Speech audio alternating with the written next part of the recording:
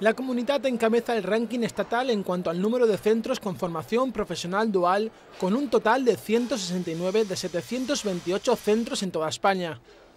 La FP tiene como finalidad proporcionar a los estudiantes una cualificación profesional que combine la formación recibida en un centro educativo con la de un centro de trabajo. Se trata de implicar a las empresas en el programa educativo y favorecer la inserción laboral y contratación directa del alumnado.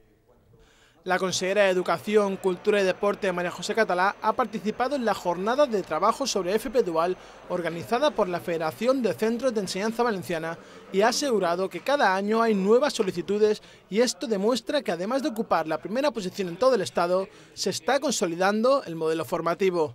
En este momento somos líderes, tanto en número de centros que están aplicando la formación profesional dual en España, como en número de empresas que están colaborando con esta formación profesional dual. En número de centros tenemos 169 centros de formación profesional dual, viene a representar el 30% de los centros que en España en este momento están aplicando este sistema, y tenemos 1.124 empresas valencianas que están colaborando con los centros educativos en la aplicación de la formación.